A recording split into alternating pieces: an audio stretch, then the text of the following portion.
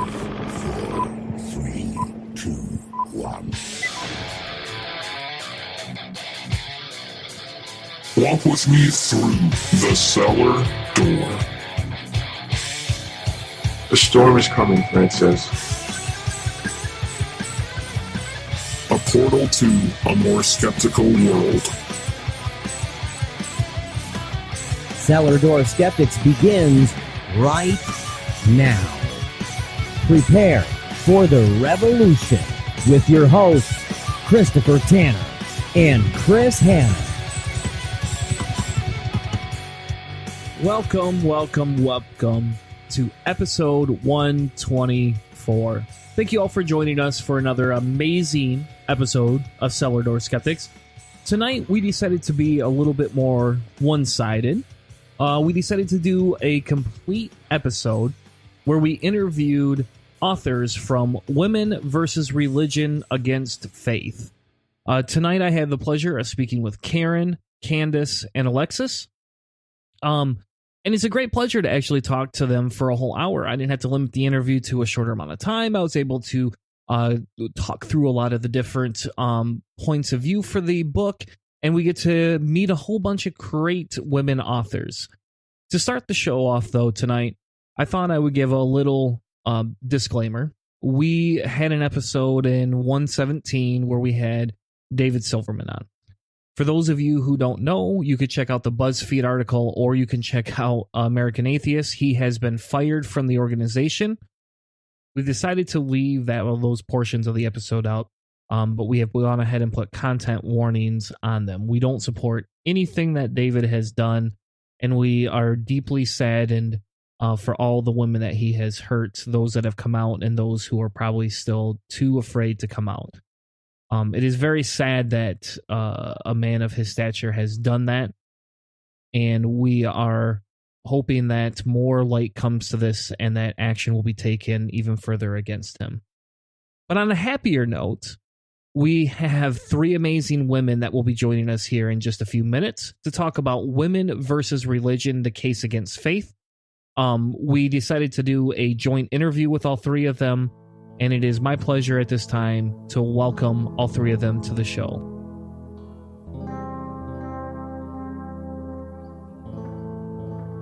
Without further ado, I'm pleased to welcome a trio of wonderful women to the show tonight. Tonight, we're going to be talking about a new book that will be released June 1st called Women versus Religion, the Case Against Faith and for Freedom. Since it is going to be released in a little bit, we thought we would do a series of interviews with some of the authors. So tonight, I'm joined by Karen, Candace, and Alexis. But instead of fumbling through the intro and trying to explain to everybody what it's about, I thought the best thing to do would be go ahead and have Karen introduce herself and the book and the two wonderful authors that we have as well. Karen, welcome to the show. Well, thank you so much for having me on again. It was great with my first book, and I couldn't stop, so I wrote another one. And the first book, Women Beyond Belief, Discovering Life Without Religion, were 22 personal stories of women who told their exodus. They were from exodus from religion. They were from Germany, Peru, etc. And then I had an opportunity to attend the Women in Secularism 4 conference a year or two ago and met just a great number of women atheists, many of them who were authors. And I decided to do another book. So this book has 13 essays, and I'm going to talk just a little bit about the different fields they cover. And then I'll introduce Alexis and Candace, and they can talk about what they write about because they have two really crucial essays. So we kind of tried to cover the field here. So actually, the first essays is Candace. And Candace is the author of the Ebony Exodus Project, which is kind of similar to my first book in talking to African-American women about their situation. And she is a mental health counselor. So she talks about all the shame and guilt that's involved in religion, crucial. then Lori Weissman is a Jewish woman and talks a lot about, that whole purity culture in Judaism. And she calls it an oppressed and isolated minority within an oppressed and isolated minority. Alexis, who I met, she did a review of my first book and I didn't even know it. And now she's an author in the second one. And she was raised with accelerated Christian education. And if you've never heard of that, sit down when you listen to her. Dr. Valerie Tirico is the author of Trusting Doubt, and she nails everything in the Bible that treats women as chattel and property. Verse after verse, she goes through the early Christian leaders. I mean, if you want a reference to women in the Bible, this essay is it. And then this time I have an ex-Muslim, and she's writing under a pseudonym, as you can understand. What's interesting, I think, about her essay is she talks about what happened before Muhammad, and there were female deities, there were female warriors. Muhammad's wife was a very caravaner, businesswoman, and obviously that radically changed. So that was really fascinating. Aruna Pap was raised in India. Her father was actually a preacher, an evangelical. But, that whole honor killing shame culture of India, she saw a teenage girl lit on fire next door to her, and no one came, nobody did anything. And then Valerie Wade and Deanna Adams are both African Americans. And one talks about, Africa to America and then up until the civil rights. And the other one takes it from the civil rights forward. So we have the whole picture of, the double jeopardy, really, that African American women were in because they lost their goddesses and their queens, again, similar to what I said about Islam. And they came and were, kind of ordered to be Christians, if you will, and then were slaves. So kind of a double whammy. And so that's very interesting. So, I'm sorry, go ahead. Well, do you want me to finish or you want to ask a question? Yep, okay. Go ahead. Then we have two women who are Hispanic, Hypatia Alexandria and Marilyn DeLasia. And Marilyn was born in Guatemala. Hypatia was raised Catholic. And they talk about, really focusing on Hispanic women, taught to marry early, Catholic Church, have babies, how that prohibits them from realizing their own potential. So that's very well explored. And then we have, which is new kind of to this book, is Kaylee Whalen, who works for the LGBTQ task force, and she is transgender. And we know that religion having a really tough time coming to grips with that. And she grew up in the Catholic Church. All the information kept from her. She didn't know what was happening. And then Abby Hafer wrote The Not So Intelligent Designer, and she just crushes creationism. And it's really funny. She goes through all the biology, and it's fascinating that there are cells that actually have 7 genders. And so number 1 can mate with 2, 3, 4, 5, 6, 7. So they can mate with 85% of the population and vice versa versus a binary system.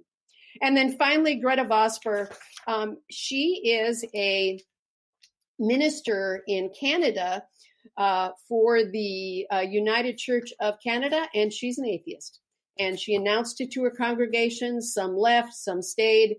And it's very controversial. The National Church is having problems, but they keep postponing her hearing. So she's hanging in there. So this is really literally a textbook of how religion impacts women. And one of the things I'm doing is I picked 260 emails of women's studies program across the United States, and I'm writing them and urging them to get this in their curriculum.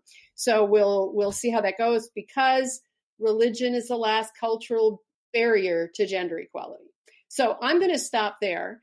And then when you're ready, let me introduce, let me just introduce Candace and Alexis now, and then I can be quiet. I said that she was author of the Ebony Exodus Project, and she really focuses on the basics of mental illness that can be caused by religion, including depression, anxiety, shame, and guilt. And we all know about that. And then, as I said, Alexis, it's interesting that the accelerated Christian education that she grew up with, and she will tell you how bad that was, Norway banned it in 2001 for violating their Gender Equality Act. That's never going to happen in the United States, but very, very interesting. And she is a frequent book reviewer and blog contributor. So I'm just going to stop. You can ask me any questions and then talk to Candace and Alexis about two very excellent essays in the book. Well, thank you, Karen, again for joining us as well. It is very wonderful to actually have a book come out that is written by women, all about women. And it's definitely good to hear that it's very multicultural and it's going to be very gender neutral. And you're going to be able to kind of talk about every different aspect that religion violates, it seems like. So I grew up extremely conservative, so I had a lot of fighting to do when I left the church as well. So these type of things are nice because my children don't understand sometimes. They'll be like, well, Dad, why can't two women get married? Well, who cares what these people's genders are? Nobody cares what bathroom they use. Sometimes they don't see the same things. But it's good to remind people because you can live in a bubble, right? And then all of a sudden you go to the rest of the country and it's just a bunch of hogwash. But how great that your daughters say that. I mean, I hope you give them a special treat when they say something so amazing for a kid to say today. Yeah. And there's last weekend, 2 weekends ago now, my co-host and I were at the Michigan Atheist Convention, and I had to tell a story about my daughter, actually, and how she kind of helped me through a political dilemma, I guess we would say.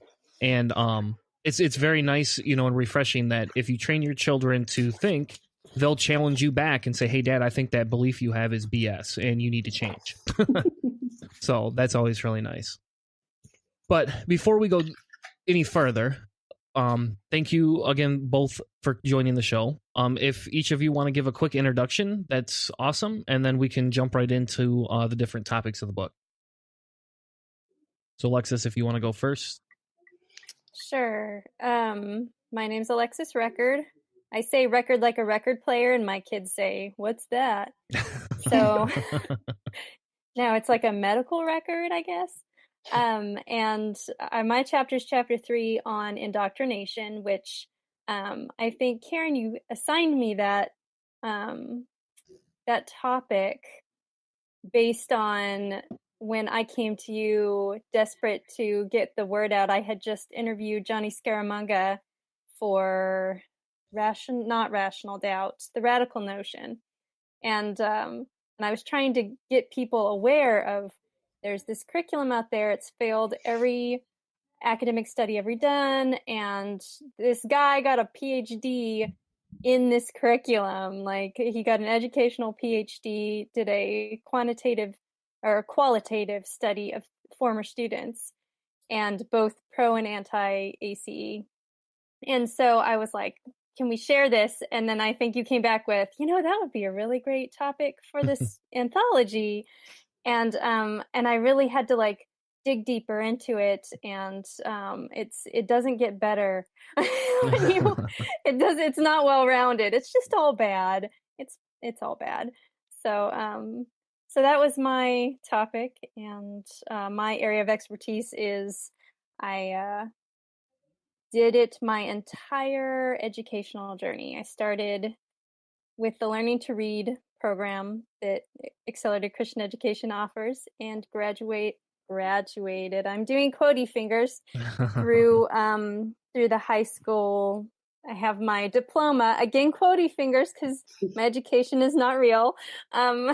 You can print it off, your diploma in a guy's house, and no, the colleges didn't recognize it. So, and then of course, my birthday's today. I'm 36. Birthday. Thank you. And I am taking my very first real science classes over at the community college with 17-year-olds. So that's what I'm doing today. Awesome. Candace, welcome to the show. Tell us a little bit about yourself and about your background. We've actually had you on the show, I think about 2.5 years ago, something like that, when we first started. Oh, wow. Really? Yeah. Oh, goodness gracious. I'm sorry. That's been a long time. Oh, we don't expect anybody to remember us. It's okay. Yes. Okay. So, I am formally a minister. I was ordained it was non-denominational, but it was very much in the Pentecostal, evangelical sort of tradition. I was ordained as an evangelist. I was ordained as a prophet.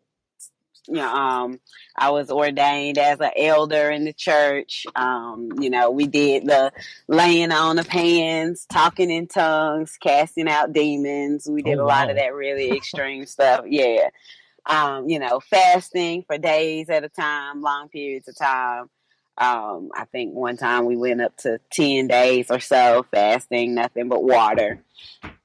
So that's sort of my background. And then part of how I got into mental health actually was that when I was in this super hyper religious stage, I started going through some depression issues, and I continue to struggle with mental health issues, and I felt like I was really embarrassed to go get mental health support because of my religious beliefs. It was like I had to pray. And you were saying if I was depressed or if I was feeling suicidal, which I struggled with a lot, I still struggle with to this day. Sometimes every now and then it'll come up, some suicidal issues. But at the time, it was like if I was having those temptations, then that was a sign that the demon, a devil or the devil or demons had, some sort of influence in my life. And if the demons had influence in my life, then that must mean that I wasn't doing something right, or, something was wrong with me. So I got into, I started getting my own mental health support and taking medications, but it was in secret. I didn't want anybody in my church to know.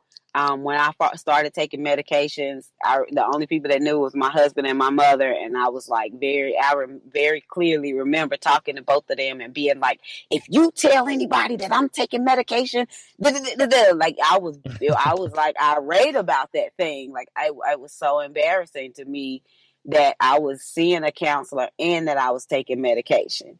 And I think it was this combination of, when I would talk to people about my mental health issues or being depressed, it was, girl, you a strong Black woman, just pray, you'll be okay.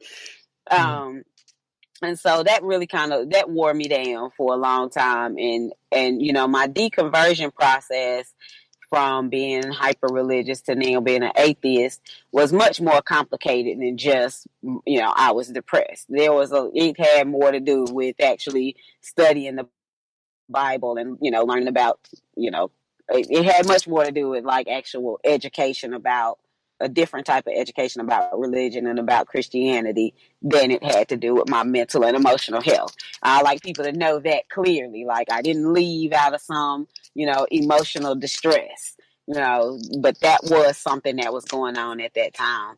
And so my own struggles with mental health is also part of how I got into the mental health field, period. Mm-hmm. So now I've been in the field for, 10 years. I've done some of everything in terms of, populations that I've worked with and, that sort of thing. So now I do my books and I like to write and travel and give talks and speak. And then during the daytime, I do mental health assessments. Right now I work full time at an all boys group home. So just basically trying to keep them alive, trying to stay alive myself. That's sort of one of our, believe it or not, I mean, these are boys that are, coming from hospitals, jail, coming from all kinds of horrible situations. And we literally, one of our sayings is, we're going home alive today. Like that's what we as staff say to each other. Like that's the seriousness of the levels of issues we deal with. So that's kind of what's going on with me day to day now. Yeah. And while I would tell you that sounds awesome, it's awesome the work you're doing, but that does sound like a very trying job to have. You probably have the patience, and I won't say of a saint, because as we all know, here, saints aren't really worth two salts. One of the things, with the themes of the book, obviously the religion and how religion affects women. When you talk about the mental health crises that we have, some of me wonders if the misogyny that runs rampant inside of the United States affects the desire of people to go out and fund mental health. For example, anybody listening to the show knows that I'm a huge supporter of universal health care. I will openly say it. I think it should be mandated and for every single person. But I think some of the issues that we see here is people don't want to donate to mental health, or don't think that healthcare, that part of healthcare, is something that they should have to pay for. Is that something that you run into in the industry that you work in? It's well, yes and no. I think, in my bubble, right, with the people that I work with, of course, we all advocate for it. But when when you're looking on a policy level, right, when I'm looking at what's going on, I live in North Carolina, so when I'm looking at what's going on in the state of North Carolina, and funding for mental health services, or when we're just doing our normal day-to-day billing and trying to figure out what are the Medicaid management entities doing, how are they changing and shifting money, it's clear that priorities are not straight, right? They say, like, where they're sending money, where they're spending money, what they say and what they do don't really line up very often. One of the companies that I used to work for, there's an organization that manages Medicaid dollars for like 3 or 4 states. The way our state is broken up is there are organizations that manage like several counties. Mm-hmm. And so one of the counties, they will approve certain agencies to be able to provide mental health services for people who don't qualify for Medicaid, but they also don't have insurance, but they're also low income. So you got to be poor, but you don't qualify for Medicaid for some reason. Well, these are people, they give them medication management so they can get, mental health medications, but then they say they can only get 8 counseling sessions in 12 months. So it's like, you're not really putting the money where your mouth is. Like, you're saying, okay, we really want to support these people, but really, that's not even one therapy session a month. So there are these things. So it's like, it's great that you're, that's a wonderful gesture, to give some free counseling sessions, but it doesn't quite go far enough. And of course, we know on a national scale, we don't hear any talk about mental health until there's a shooting, right? Yep. And then all of a sudden it's mental health. And the only way we see mental health is through it's colored by, violent people are mentally ill. Mentally ill people might be violent.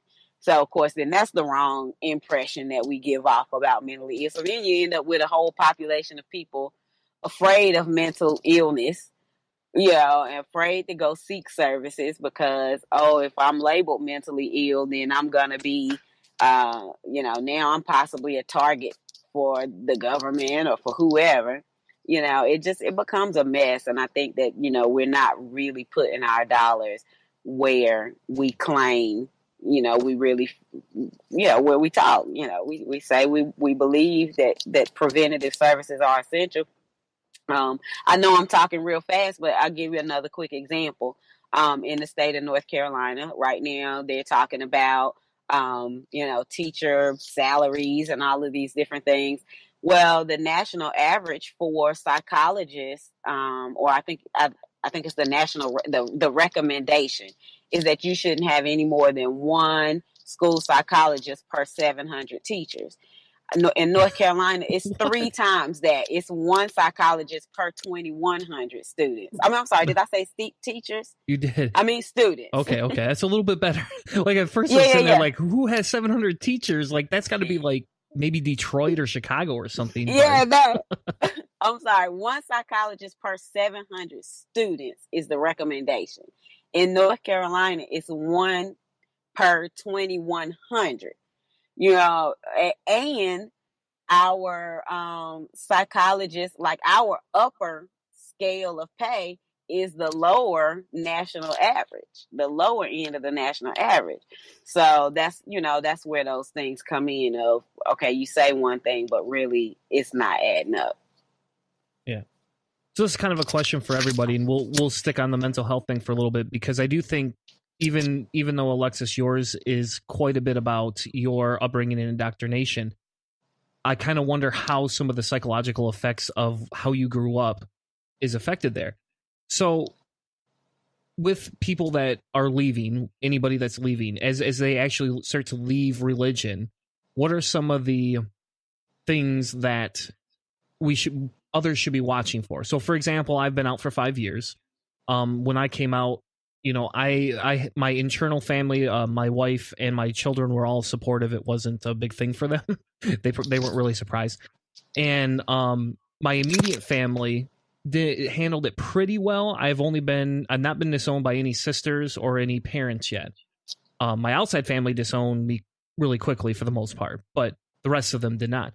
But what are signs that we can look for, and maybe a few tips that you could offer that would be helpful to others that are coming out that may be going through the same types of struggles? Well, this is Karen. I think you need to be careful just because of what you said. One of the authors in my first book, she and her husband, all of their community was the church. I mean, everything they did was with the church and with the people in the church. And when they came out as atheists, not a single family or a person in that church had anything to do with them. So I think it takes some preparation if you're going to leave that kind of a tight-knit community where all your friends are there. Just, be prepared for some of those things that are going to happen. As we talk about this whole mental health issue, it reminds me that we have had for a long time the view that, well, if you break a leg, go to the doctor. That's not your fault. But mental health, so often people's perception is, well, you just need to think differently. It's your fault kind of thing. And it takes us a long time to get to the point where mental health is like physical health, and there's not a lot difference in different things that happen, whether it's breaking your leg or having depression or ADHD. They're different causes, but they're not your fault. Yeah, I liked what Candace, just when I was reading her essay, because she kind of is the first chapter in the book, and her advice, which she could talk about herself. I'm talking about the wrong chapter, but I kind of liked that mental health aspect of leaving religion, just to do what's safe for you and what's appropriate for you. And, her advice was not, burn the church, burn the bridge to the church, burn your family. It was very much like this well-balanced. Well, I guess that makes sense. Since she's a psychologist, but I just really, really enjoyed it and learned a lot from her chapter. Like, my son has mental illness. He's 7. And I was reading her chapter on PTSD, and I was like, oh, my son does that and that and that and that. And I swear it was 2 weeks later, his psychiatrist diagnosed him with it. And I was, so I was really amazed that, I'm learning so much about this thing called mental health and how complex it is, and how religion can really, get in there and complicate it even more. But just these basic mental health nuggets, I was really appreciative of her chapter a lot. Mm-hmm. Yeah, well, thank you. I'm glad to hear that you got something out of it. I'm sorry to hear that your son's diagnosed with PTSD, though. But I think part of, you were starting out saying, what is important for people who are leaving religion. And as she was pointing out, I think the most important thing right from the beginning is to start to reflect on, how is this going to impact me? I think like, for example, for me, when I really started to come to terms with the fact that I was no longer a believer, I was actually living in another country. So I didn't have to face my family and like ex church members on a daily basis, like that. But what I was able to, and what I was able to do was, when I knew I was moving back home, I had time to go ahead and start researching how was I going to rebuild a new community, because I knew I didn't have a church to go back to.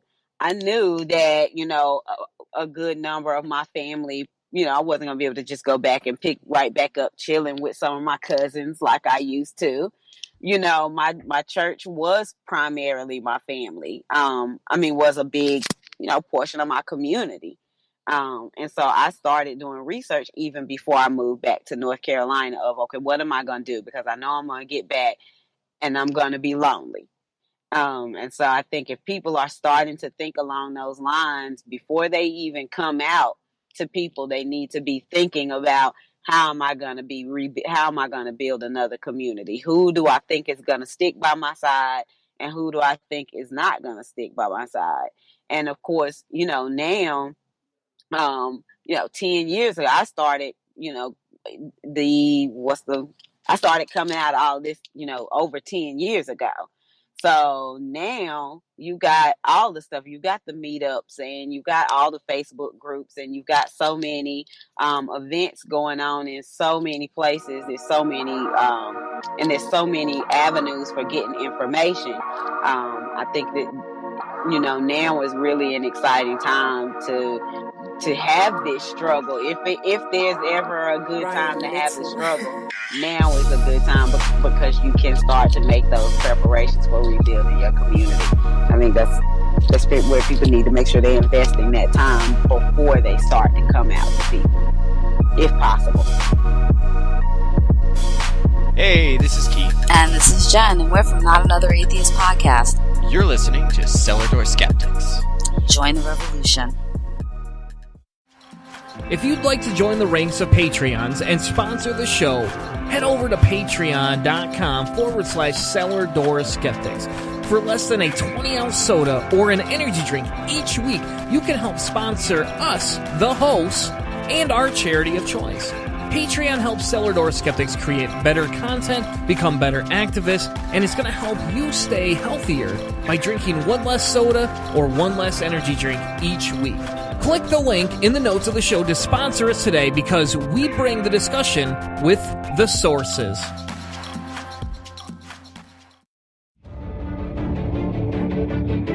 Looking for something new and exciting, or maybe just a change from the old atheist show format? Cellar Door Skeptics Podcast provides listeners with hours of enjoyment each week on Spreaker and iTunes. Check us out as we talk politics, religion, science, reviews of books and music, along with the occasional interview just for a twist.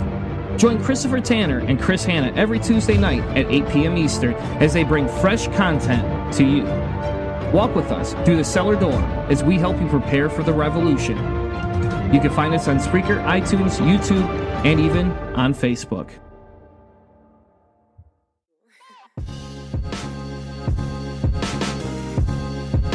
Hey, what's up? I'm Steve Hayes. And I'm Dave Curry. And we're from ProfitCast. And you're listening to Cellar Door Skeptics on the Fox News Network. They're not affiliated with Fox. Everyone's a Fox affiliate. Now, back to the show.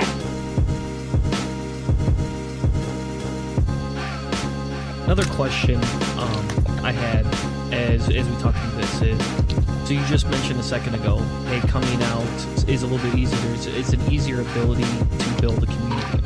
So to me, that says a couple of different things. One that says is if the atheist, or we'll just call it the secular community for now, because it's easier to include everybody that doesn't always consider themselves an atheist. But if the secular community is starting to build up itself and is starting to, even if it's fractured like it seems to be right now, if it's building itself up, that should allow us to be able to focus more of our attention on different issues, more of what I would call like social justice issues, or equality issues is even a better word for encompassing a lot of it. And So what is your all's recommendation when it comes to if they are leaving religion, and let's say there is a especially for women nowadays, where can we go to find these support groups to help rebuild that community, or to find the communities that we need to find, or give people information to say, hey, here, this is where I would go start? And what are some of the more trusted organizations that you would all recommend? Well, I think I don't know about every single state, and Candace will have to talk about, North Carolina, but here in progressive Oregon, we have a group called Sunday Assembly that meets on Sunday that is for people who have left religion. We have a Center for Inquiry group. We have the Humanists of Greater Portland. But I would say just go to Facebook, and there are, what you can do is just do a search for atheist women, because there's several sites. Women Without Religion is one of them, and you can just get a list of that and start reading what they have to say, and get yourself familiar with that, even before you might want to do a meetup in a group. Mm-hmm. I think, you really, it varies so much, depending on where you are in the country. Like, if you were in DC, Atlanta, you can find so much stuff. You can find stuff, you can find things, especially things specifically, for example, Black people, or, those sorts of things, whereas you get the other parts of the country, there may not be anything going on there at all. I think, like Karen's saying, you got to start with Facebook. Unfortunately, nowadays, you got to. That's just one of the key places to go. But organizations like there's the Oasis, those are popping up all over the country. Those are cool little events to go to. Sunday assemblies are cool. Of course, there's Black Non-Believers. They're based out of Atlanta, but there's a lot of chapters sprouting up around the country. And then organizations like American Humanist Association, they have a number of subsidiary organizations like Black Humanist Alliance. They have a LGBT Alliance. They've got a couple of different ones. And so you can always reach out to organization or organizers in those organizations. There's, like she said, you kind of just Googles, humanist organizations. There's, I think, and then I also like looking to see what conferences and what small group meetings are going on in the area. Those oftentimes can be found on Meetup. You go to Meetup and sort of search terms like free thought, atheist, stuff like that. Then a lot of times you can get, that's a good place. And that's one of the places I started actually was, I went to meetup.com, searched like free thought or something like that. And that's how I got hooked up to Triangle Free Thought Society, which is in Durham, in Raleigh, North Carolina. And then that opened a whole lot of stuff because they're connected to Freedom from Religion Foundation. Freedom from Religion Foundation is huge. And so then that connected me to a whole bunch of other stuff. But that started with just one. I went on meetup.com and typed in the term free thought, and that led to a whole web of connections. Yeah, for me, it was meetup.com, which is where I found Sunday Assembly, and it was Facebook because I was already in support groups because my kids have disabilities. They have arthrogryposis, and I'm in an adoption support group and a mental health support group for my foster daughter and my son who come from really rough places. And I had all this support, and it was really meaningful to me. And then I realized, when I started the deconversion process, and it's a long process, and it's a complicated process, and it is a true, I talk about it in terms of like freedom because it is now.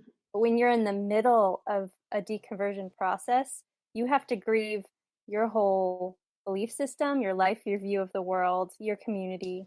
So during that process, I found, why don't I look up support groups on Facebook just for ex-Christians or, I finally found the definition of the word atheist, and I put that in Facebook, and a few of them came back, and they just seemed like too much for me at the time. But I did find Women Beyond Belief, or later, Women Without Religion is what I meant to say. I found that first, and then now there's Moms Without Belief, and there's all sorts of support groups, and of course, Sunday Assembly is my favorite support group, because our Sunday Assembly in San Diego just collects religious refugees like me and gives us not only a community and friendships and service projects to make us feel useful and loved, but it gave me a sense of being a good person again, because I lost that when I deconverted. I lost that sense of like, because you are not good without God, and so I had to relearn how to be a functional, healthy member of society again. And those were my people that held my hand through that. Even though our assembly is radically inclusive and we have believers that come, and Stephen, who's on the board, I'm also on the board now, but on the board of directors, he would say, it's like a vegan buffet. We'll put out the vegan food, the secularism. Come with, you can be carnivorous, but don't bring your meat to our venue. Just leave it outside, and everyone's welcome that way. And that was really nice for me to because I lost a lot of Christian friends, and it's nice that I gained new ones in something that was once called atheist church. So that was kind of fun. Well, we had one recently start up here in Grand Rapids. Actually, the gentleman that started the one in Grand Rapids, Michigan, was a friend of mine, and I met him through a protest of some extremely bigoted guy that fixes cars. Right? How he gained popularity is beyond me, but in our little town, he brought these really conservative talking heads to our local school, and rented out our local school theater essentially to host his thing. So we all stood 200 feet away and protested, and that's how I met him, and then kind of became friends with him. And then he come to find out he's a former pastor, and he's gay, and he doesn't know where to go. He has a few friends, and so then it was like, well, hey, there's this thing called Sunday Assembly. They're atheists, but hey, if you want to, go attend their stuff on the east side of the state, you're welcome to. So he went to one, and he loved it so much he came back and started one here. Come to find out, he's an atheist. So just didn't want to share it because he was worried I would judge him for it. I was like, well, no, I'm an atheist too, so it doesn't really matter, my friend. So that's wonderful. Those type of groups exist. So let's shift a little bit towards your essay, because I'm very interested to know what the acronym that Karen mentioned earlier and a description of what your schooling was. Yeah. I feel like schooling should be in air quotes too, because all right, hold on. Air quotes. There you go. There it is. Good grief. So, Accelerated Christian Education, or ACE, was founded in Texas. They are workbooks where students from learning to read, which is kind of preschool age, all the way up through high school, which is 18 years old, can teach themselves, not joking, the material without the use of a teacher, because they don't really believe in educated teachers teaching your children. They believe in God teaching your children, or pastors. So if you try to find what educators wrote these materials, called PACES, Packet of Accelerated Christian Education, you will not find authors' names on it. They were, the rumor mill is that they were just written by pastors or moms, but there's not any educational backing, not academically rigorous. So we learned, when you're little, we learned that girls wear dresses, and cook meals and clean.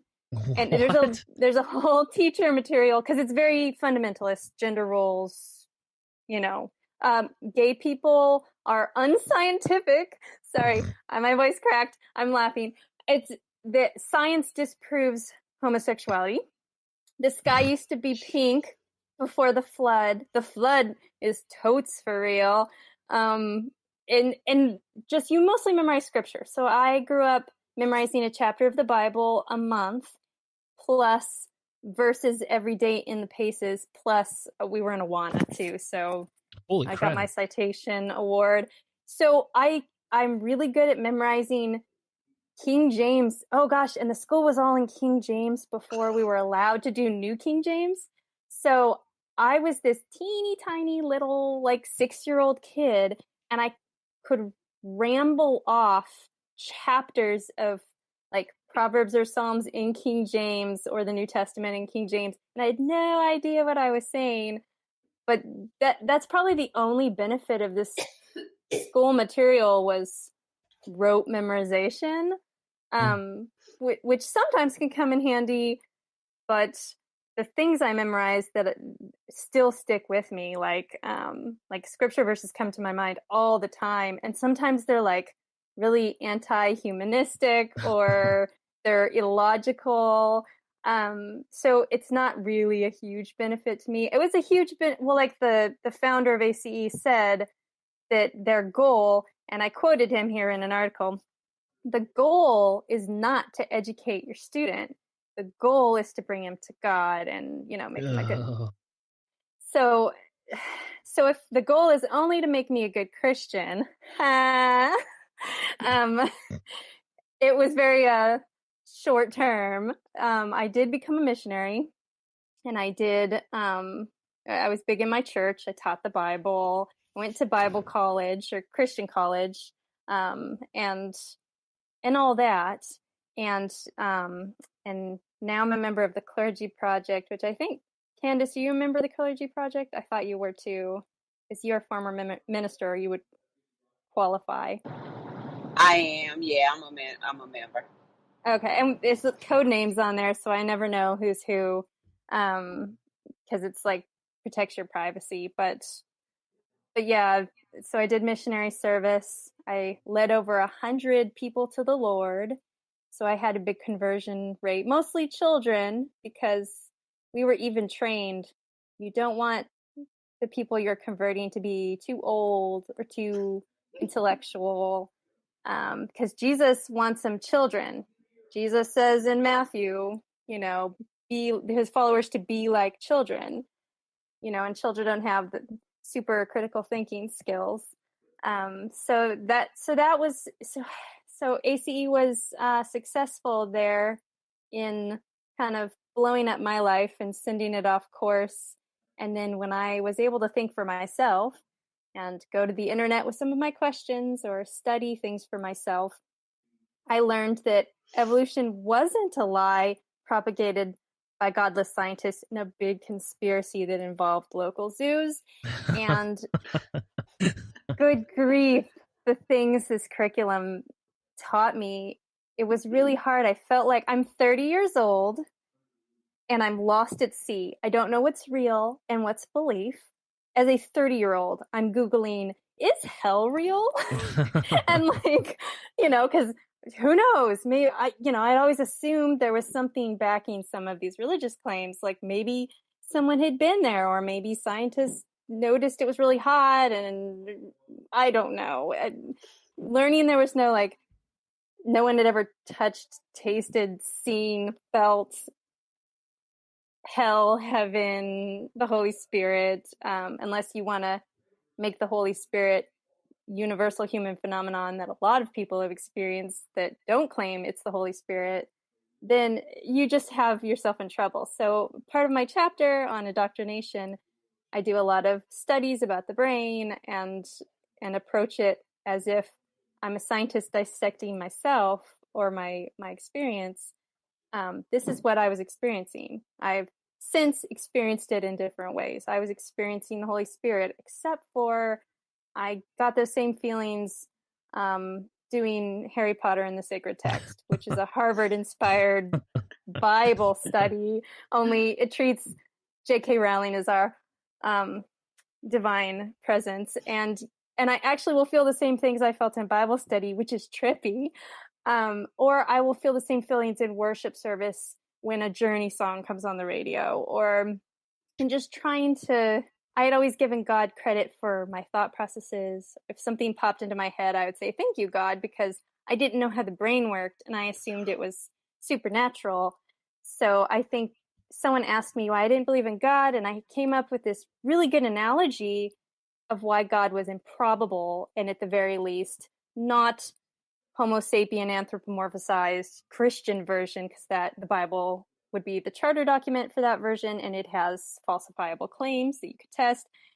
And then at the very end, I did this in my head. Thanks, God, for bringing that to mind. Wait, you probably didn't bring to mind a good example of why you are improbable. So I have 100 questions because were you ever taught canopy theory? Canopy theory, yeah. The firmament had a window. Okay, thank you. So I'm not crazy. It's not just me that had this growing up, because I was telling some people last weekend at the conference, about that, and people are like, "What's canopy theory? I've never heard of that. That's insane." It's like, well, that was taught as scientific fact at Sunday night Bible study, in our church. That's just we learned that. I was taught it in school, school that Betty DeVos gives vouchers for, a school that didn't pay taxes because it was a church school, a school that did not. I went to apply for my first real job, which was as a 911 operator, which had an extensive background check, and they asked for my diploma, and then they had to tell me your diploma's not real. So I called up the principal, more quotation fingers, and of my ACE school, and said, "Hey, they're pretty much accusing me of faking my diploma." And he's like, "No problem. Let me just print you up another one," on his home Mac computer. And I was like, "Oh shit, it isn't real, is it?" Hello, I'm Miss B. Haven. I'm Demanda Wright. And we're promoting secular feminism. And you're listening to Cellar Door Skeptics. Considering how you want to help Cellar Door Skeptics, head over to iTunes or your favorite podcast app and give us a rating, because every rating helps push us in front of new listeners. And since our main goal here at Cellar Door Skeptics is to provide the most accurate information possible, we hope that more ratings will mean that more people get to hear the topics that we're presenting.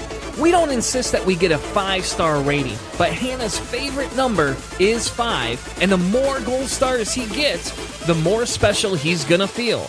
So what do you say? Head on over to iTunes or Google Play, give us a rating, and help engage with Cellar Door Skeptics today.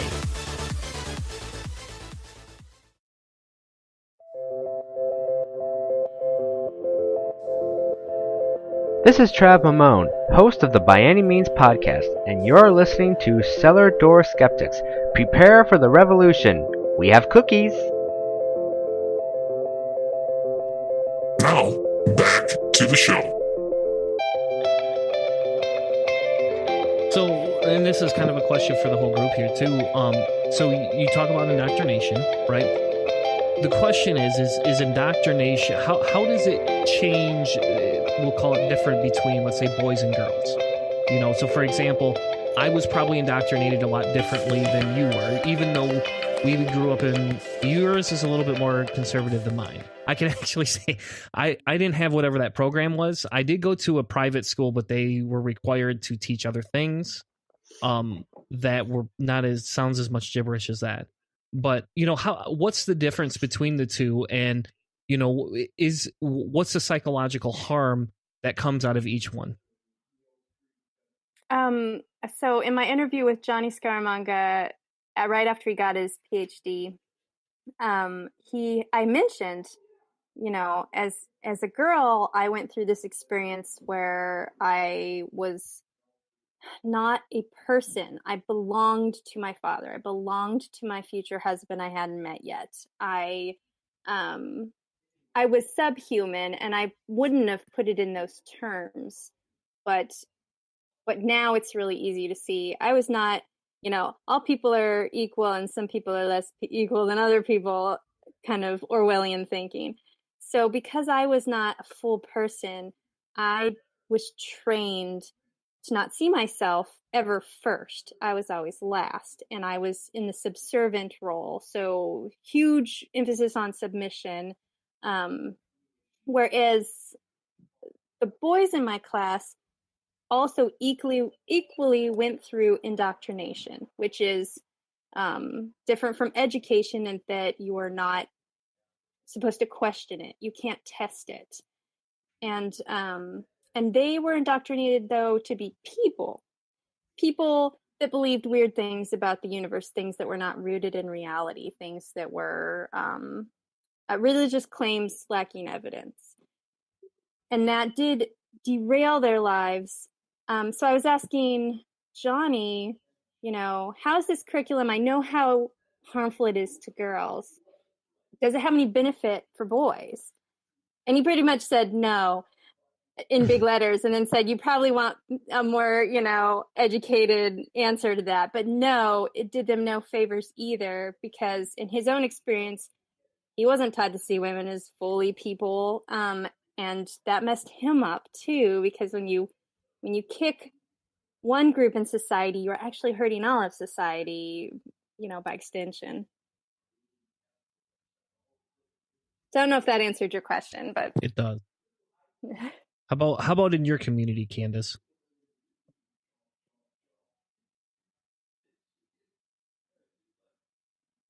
Maybe you've got the mute on.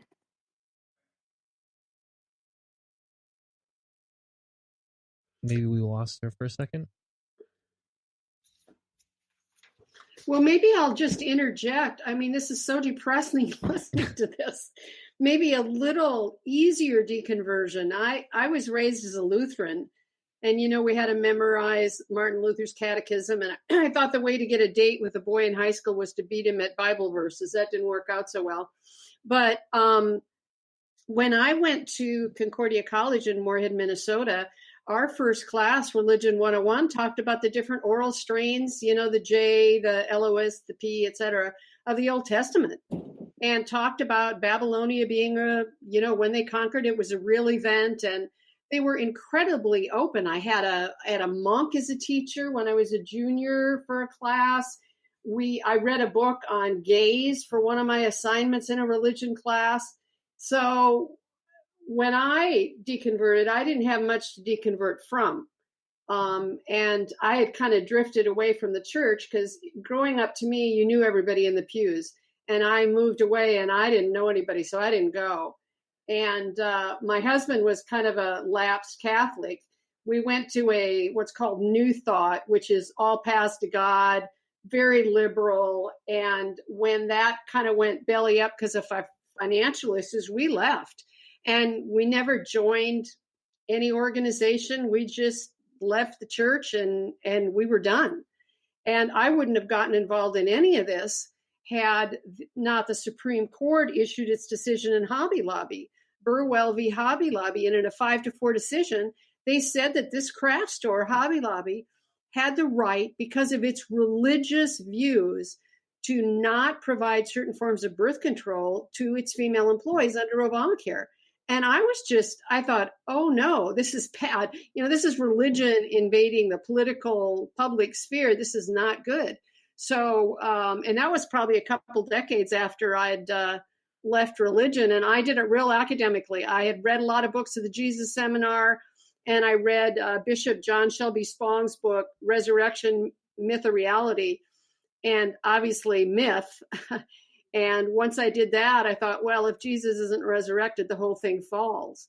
So I listened to these stories of Alexis and Candace and you, and boy, I kind of thank my lucky stars I didn't have to go through that. But, indoctrination is indoctrination. And for me, the biggest effect was no sex education. You got to be a virgin when you marry, and all of that kind of stuff.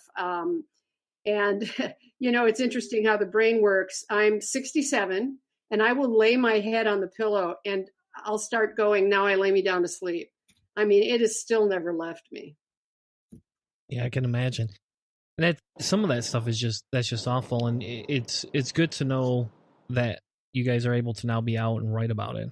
So, Candace, how about your interaction? Yeah, I'm here. I think my internet is going in or my connection's going in and out. Can you hear me okay? We can. Okay. So you guys were talking about how indoctrination is different for men, girls and boys? Yes. Okay. Yeah, I mean, obviously, I talk, that's what my whole essay is about is, psychologically how it impacts women. I know one of the things that immediately stands out to me when I think about this, and I may have written about it very briefly in the essay, big thing is submission, right? Women have to be submissive. And I think Alexis was saying how, this whole idea of women are almost like subhuman, right? We don't have any rights. We belong to our father. We belong to our husbands. We belong, if there's no father or husband, you belong to the next male family member in line, right? But I think one of the big problems that you end up with is that then you end up with all of these men and sons, who are expected to be these amazing leaders, who are expected to be able to dominate these submissive women, and they're not able to. And not only are they not able to, but sometimes they may not even have the interest. And I think that's what I wrote about briefly was a story about a man and a woman, and how it just really can be damaging. It was like a real story about a man and a woman that I knew, and how it can be so damaging to people's relationships when the man feels obligated to sort of fill this role of, I'm the man, I'm the head, I got to dominate things. But then in reality, he doesn't really want to, he doesn't really have that dominant spirit or that dominant, desire. So I think you end up with a lot of men who are, damaged also, who can be damaged around this whole idea of, being or trying to get women to be submissive. I'm divorced, but I know like that was one thing with my husband. There was a lot of back and forth. I could tell he had a lot of struggle with, he wanted to be, the head, so to speak. But then there would be a lot of times where it was just like, I don't, that's not what I feel the need to make you do as my wife or as the mother of my, I don't feel the need to try to force that on you. But then the pastor would be telling him, you're not being enough of a head of your house. So you need to be doing a better job of, controlling your wife and your daughter. And, and he'd be like, my wife and my daughter are fine. I don't need. So there can be I can see a lot of struggle around that. I mean, and that's just one example of how it's harmful to men. I think how it's harmful to women, we could talk about that all day long. That's obvious. But I think it is worse. I think quite often, maybe not in all situations, but I think quite often it is worse for women, specifically because we're subhuman, in a lot of the traditions that are very patriarchal, right? I mean, that's the whole thing is men control everything and women are second class. So by definition, women are going to have a harder time at that. So, yeah. So another question I have, one that kind of comes up quite a bit, now that I'm 5 years out, right? I don't have quite the same anger I used to towards religion. I still despise it, think it's a terrible thing, especially the extremely conservative religions. But on a more, let's say, liberal side of things, let's say you have a little bit more of a liberal church, one that supports all sorts of different things, social justice issues, let's say. Is there a deterrent for working with them? Because on one hand, right, churches do good work sometimes, not all the time, but sometimes they do good work. On the other time, they're teaching people to believe in delusions. They're subjugating people based on gender and race a lot of the times, and they're promoting those ideas. So what's the line, or what do you all feel the line is when it comes to working with churches to help further different social causes? Well, I'll jump in there just because I'm the chairperson of outreach for our Sunday Assembly, and we do a lot of, picking fruit to give to food banks, boxing food, and feeding the homeless twice a month on the streets where we go to them. And our assembly is made up of primarily atheists, agnostics, Buddhists that are secular, but we do have some believers as well. And what I like about, and I think I mentioned the vegan buffet before, what I like about that setup is that everyone is included and nobody gets the baggage that comes from, because I believe religion is harmful when it deviates from reality. Now, religion can make claims, spiritual claims, that don't have evidence. And I argue in my essay that comes with a degree of harm. This can be innocuous or it can be poisonous. Obviously, I've been with my Christian husband, who's still Christian, evangelical Christian, for 19 years. They marry you off young in my denomination. And I have Christian friends that I hang out with, and there are Christians in our assembly, and we work together well.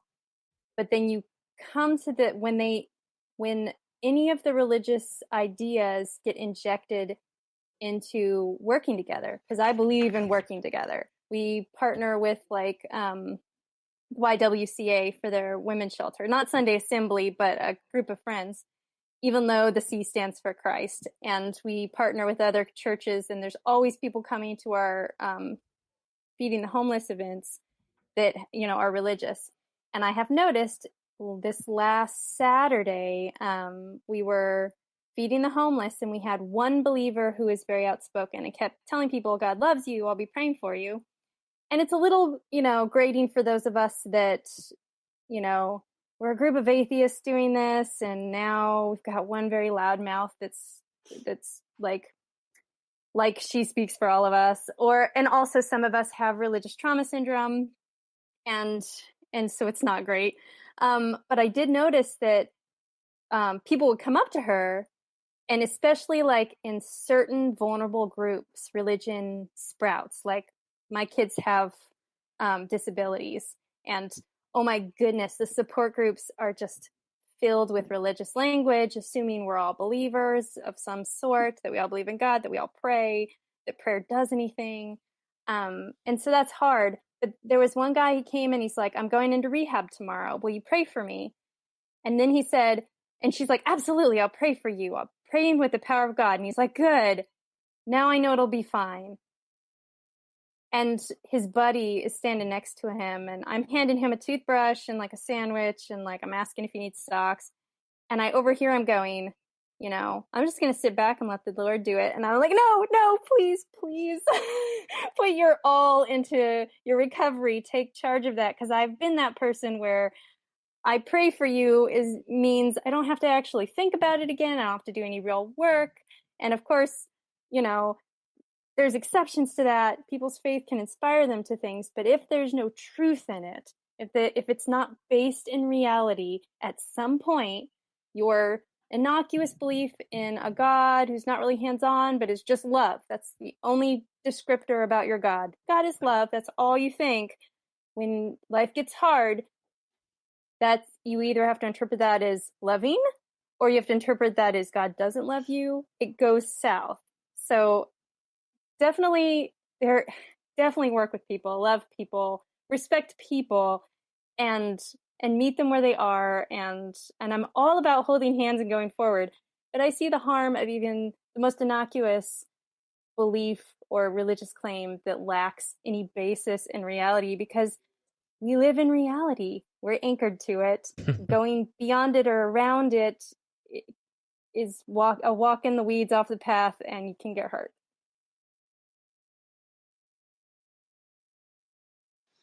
Yeah, I definitely agree with that. On a personal level, that I'm very wary of anything that anywhere, some kind of place where we drift away from reality. Anytime that could possibly find a way, very wary of that. I do think that it's possible, though, to do much work, in this, to do, it's not impossible, right? But I think that that a lot of the bigger, larger organizations that are already established that are doing things, for example, like Meals on Wheels, or, some of the, just all kind of things right there. A lot of the food banks tend to be church-based, religious-based. So like if you have an organization that wants to, I'm sorry, y'all, I'm having a hard time this evening. If you have an organization that wants to be part of that, or if you have an organization that wants to do those types of things, oftentimes, it is easier to sort of kind of join into something that's big and that's already going on. I think, it happens, and it happens successfully. A lot of, people, of course, things like the Unitarian churches, those we all already kind of say, oh, we never know how that is. You have your, like, I think you might have mentioned, like, your Lutheran churches that can tend to be pretty, pretty liberal. You can be in there all day long and not hear the word God or the name Jesus, So I think it's possible to get out there and do good work, paired up with religious organizations. But I think you have to be. It's almost like you kind of. It depends. Like you got to be careful, like how much exposure you have to them, and how much. I think you have to be very careful about. I think you have to be very careful about who you pick, right? And you have to do the research to know what's their reputation in your community. What do they do? Who knows about them? Who sees their name? Because, you got to be real careful about tying your name also with some organization that then it turns out they've done some kind of bigoted campaign or something like that. So I think that's, it's sort of that research aspect that's really important, and then making sure that you're clear about, what your organization stands for and what you will do and won't do. I think it's hard in the Black community, for example, to do anything without having some affiliation with a church.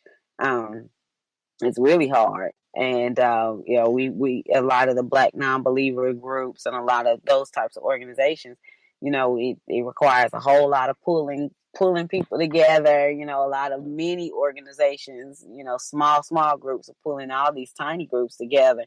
And then maybe we have enough people that can support each other to do something meaningful. But, sometimes it's just kind of impossible to avoid, depending on the scale at which you want to do something, Well, I live in a town of about 10,000 people, and we moved here a year ago, and we're right next door to a city that has an abbey. But there are a lot of churches. Somebody in my first book said when she moved to the United States, she couldn't find anything because instead of saying next to the pub, it was next to the Methodist church, and she didn't have a clue where that was. But our churches are small, and they do engage in a lot of beneficial things. I have worked at a food kitchen for a homeless shelter that's in a church. We're working with churches to put little homes, maybe on some of their property.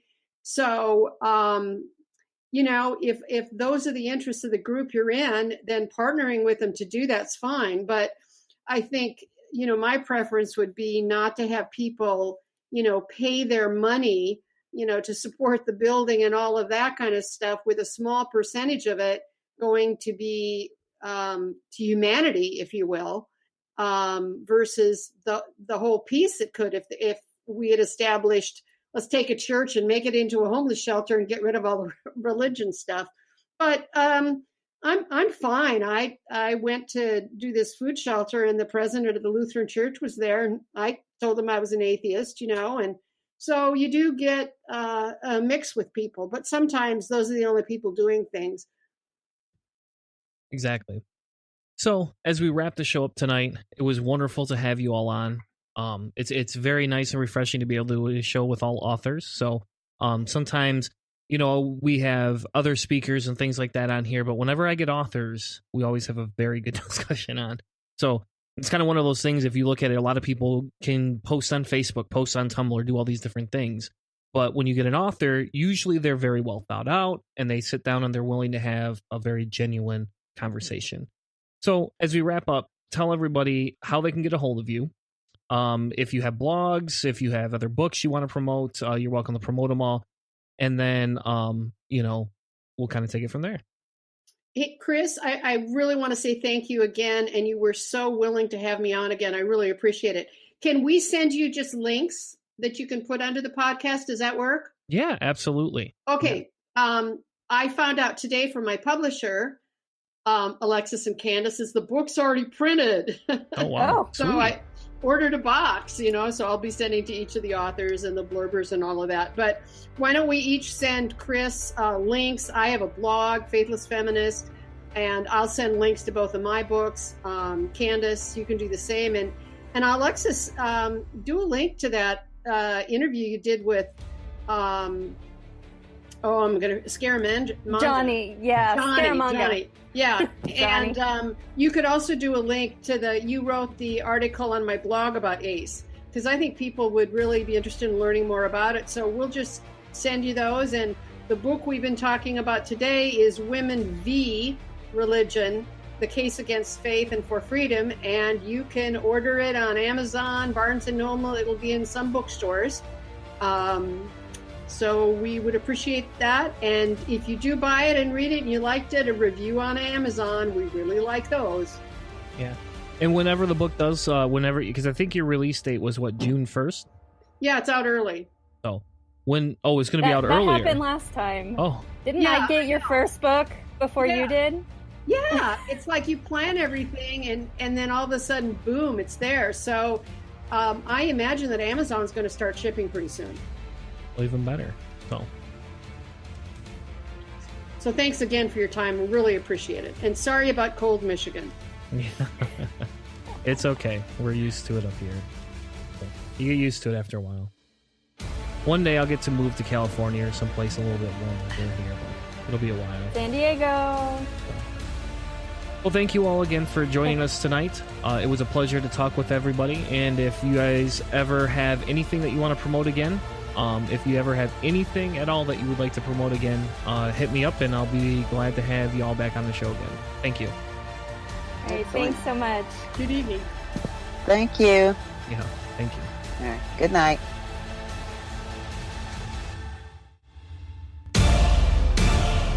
You've been listening to a presentation of Cellar Door Skeptics. Check us out on Spreaker. CellarDoorSkeptics.com.